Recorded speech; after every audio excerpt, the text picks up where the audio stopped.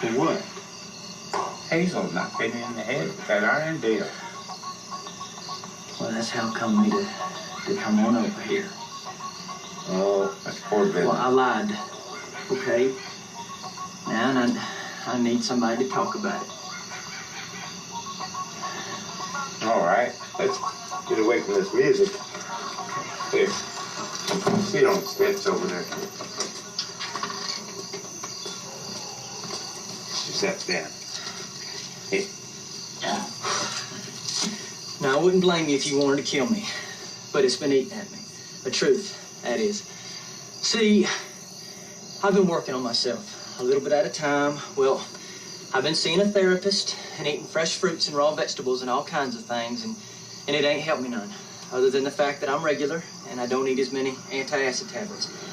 Anyhow, when I was talking to your uncle on the hotline, see, I was drinking, which I've quit, other than smoking reefer, which I do every now and then with my next door neighbor who's eat up with glaucoma.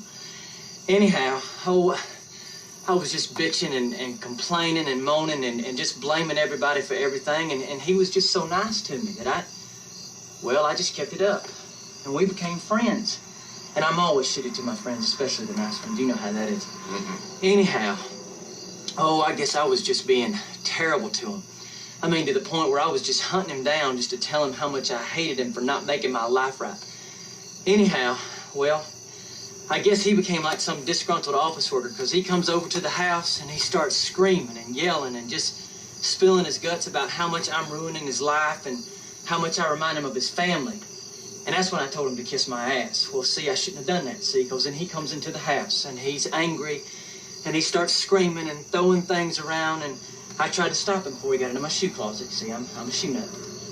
And then he throws me off of him. I go flying all the way through the hair, and I hit my head against that big old doorstop, which they would have found out ain't made out of iron anyhow once we got to the courtroom. And then my neighbor, the witness, well, he was high on pot and all eat up with that glaucoma. So I had him say that he saw Hazel hit me. Anyhow, Hazel can't stand y'all. Not near one of you. He hates every single one of you, but he's just too afraid to tell you. Now, I'm going to go down, and I'm going to drop the charges, and I'm going to tell the law that I lied. And all the good eating in the world or therapy or nothing did one thing.